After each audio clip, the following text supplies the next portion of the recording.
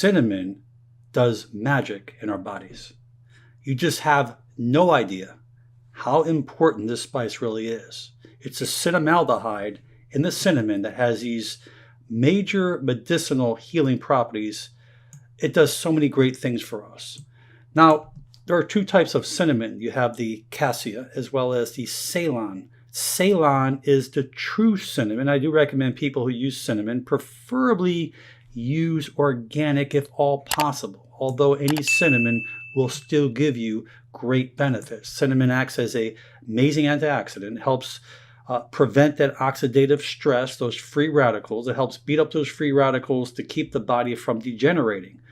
Free radicals is kind of like the example that if you have a lock out near the ocean and the salt and the water can attack the lock where now the key can't work anymore, it starts to rust. Well, our body is always being invaded by these free radicals. So this can help prevent those scavengers from destructing and destroying our body. On the other hand, this has great anti-inflammatory properties. This helps fight infections. This can actually help repair tissue damage. And it has ways of reducing inflammation in the joints throughout our entire system, and any type of autoimmune problem or any type of joint problem or any type of inflammatory problem. This can really do wonders for you. Remember that all diseases, the common denominator is inflammation. Now, what I love about cinnamon is it cuts the risk of heart disease, cardiovascular disease. And I'm going to go into this real briefly.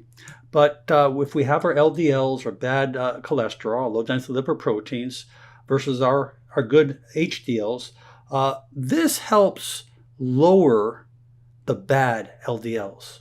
This actually lowers the triglycerides, the plaquey substance that can actually form into the arteries and cause that clogging of our arteries. So that's one great thing about this. It also makes us more insulin sensitive.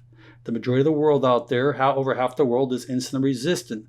That means that when you eat sugar or carbs and you have too much sugar, mostly from a bad diet, refined and enriched carbs, that excessive sugar that we're taking in puts a burden on the pancreas. The pancreas then secretes insulin. Insulin then goes to the cells. The receptors in those cells open up the gates where the glucose can get in, and so we can get our energy. But what happens is, as we start eating this bad diet over and over, we get too much glucose, too much insulin. We start getting what we call hyperinsulinemia, high doses of insulin, that eventually start to become resistant to the cells where they don't work anymore. So therefore, the sugar can't get in, and the sugar builds in the bloodstream. And that extra sugar can be stored as glycogen in the muscle or liver, or the excessive sugar above that can't be stored anymore gets converted to fat. And we're going to come back to that in just a second. So this can actually help reverse that insulin resistance to prevent that prediabetes and type 2 diabetes, as well as prevent that metabolic syndrome. And that's something important. So this actually lowers blood sugar levels. That's the bottom line. If we're lowering blood sugar levels, that means we'll have more energy. We're not going to take that dive of where we feel always tired all the time. This really can do wonders for the health and wealth of our body. Now, this cinnamon actually lowers blood sugar levels. It has powerful anti-diabetic effects. And the cinnamon has been shown to decrease the amount of glucose that enters your bloodstream after a meal. It also slows the breakdown of carbohydrates in your digestive tract. And it greatly improves the glucose uptake by your cells and doesn't rely so much on insulin levels. And cinnamon is high in fiber. What does that mean? That means it slows the digestion down from the stomach into the duodenum, to the small intestine. And when we slow the digestion down, the sugars slow down as it absorbs into the cells, so we need less insulin, and we never get that spike. So we're never getting that shakiness or that anxiety, and we're not taking that dive, that sleepiness that we seem to get quite often after we eat sugary foods. But here's the key. Since high blood sugar levels increase the storage of fat by the body by increasing insulin, cinnamon helps prevent that increase of that storage of fat and enables you to lose weight.